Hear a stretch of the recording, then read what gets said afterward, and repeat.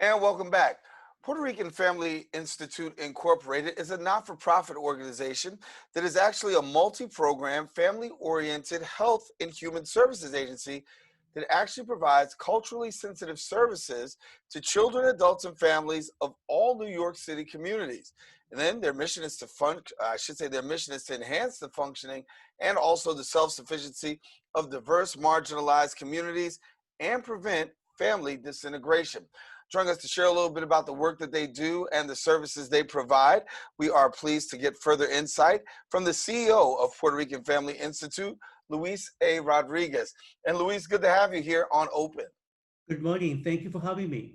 Good to have you. Yes, and I'll start off with the question that we've been asking a lot of people. First of all, with the COVID-19 pandemic, you guys have definitely provided a lot of services to families. But talk to us about how COVID-19 has actually impacted some of the work that you're doing. Most of the families that we have been serving have been affected negatively by the COVID-19. Many of them have suffered a lot of anxiety, a lot of fear, and they're quite desperate. So we try to provide a lot of support, help them to obtain the services that they need within the area that they live, as well as providing mental health services that they really need either at home or here in the clinics. Well, I know that some of the work that you do really centers on people with developmental disabilities, and this has been a population that's been extremely challenged during COVID-19. So talk to us a little bit about the work that you're doing with them in a time such as this. The individuals with developmental disabilities that we have reside in different homes in the Bronx. We have been able to provide one-to-one supervision for those who are needed, thanks to the support of our staff. They call NSP, the professional to take care of them on the regular basis.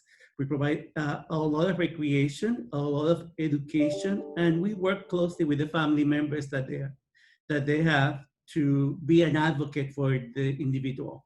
During this pandemic, we have been extremely blessed that no one has been quite ill, that needed to be hospitalized, or no one has lost their life.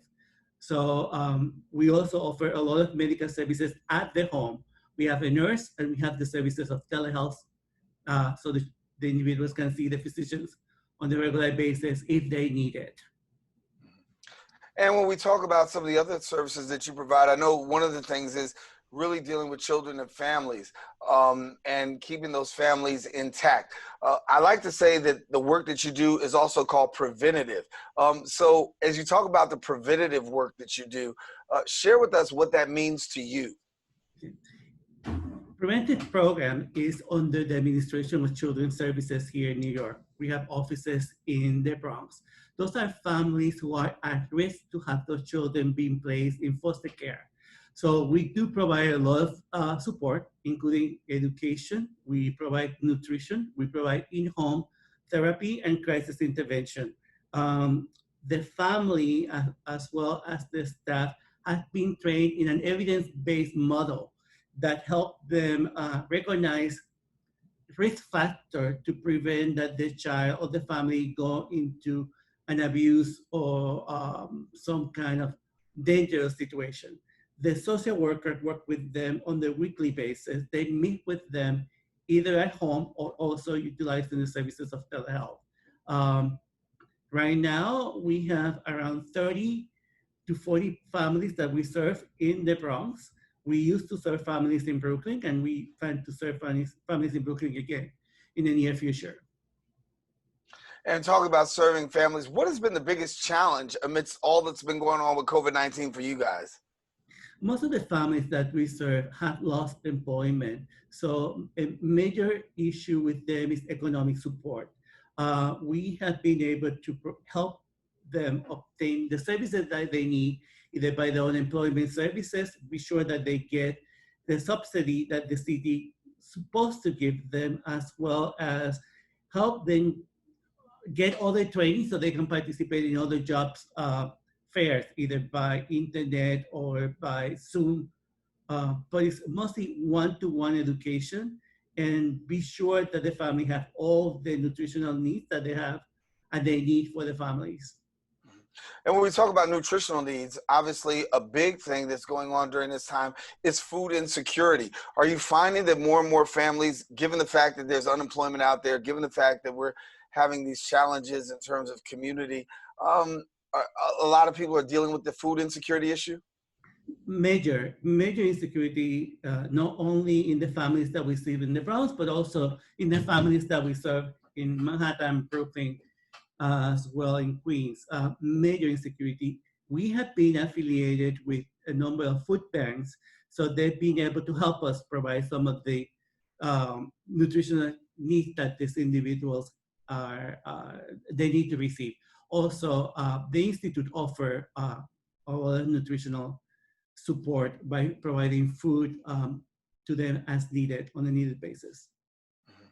So for people who want to find out about taking part in the services, what are the criteria for people who receive services from you? For preventive services, it's a volunteer. You just contact us directly, and we will do an assessment and go directly to your home and or do the interview like now we're doing it by Zoom. For mental health services, the same thing. We do an intake via Zoom or via telephone, and the, the individual will be assigned to a social worker and a psychiatrist for initial assessment.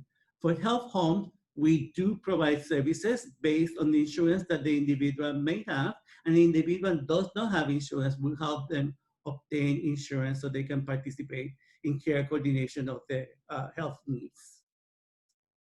And so for people who want more information, of course, you can get connected to Lewis and the great work that's being done there, but also to know that there's so many different families out there across the city that are really dealing and struggling with many different ways of trying to cope amidst COVID-19.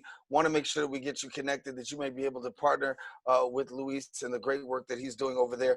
But also, as we talk about families and supportive services for children, what are we finding in the area of providing and meeting the needs of children?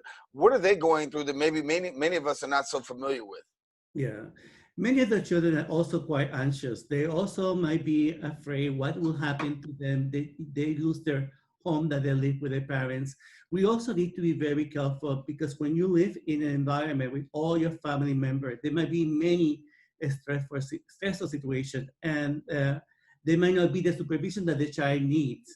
And that could create some violence either against the partner or against the child. So a lot of structured interviews, regular visits to the families, either at home or via Zoom, and one-to-one interaction with the child.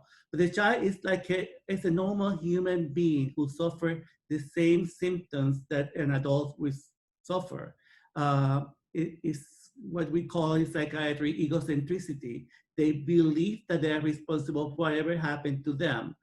So if the father or the mother lost their job and the father or the mother is anxious and depressed, they realize what's going on and they become depressed and anxious.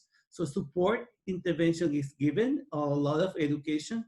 And also we try to provide all the uh, laptops or computers that they need now that we don't know what would happen during the course of the new school year. A lot of great things that you're doing. Luis Rodriguez, thank you so much for being with us here on Open, sharing much about the work that's being done at the Puerto Rican Family Institute Incorporated. Thank you so much. Thank you. All righty. And for our viewers, listen, if you want to find out more information about the Puerto Rican Family Institute Incorporated, all you have to do is visit their website. Their website is prfiorg.com. Once again, prfiorg.com. We are taking a quick break. We've got more Open. We want you to stay with us. Open returns right after this.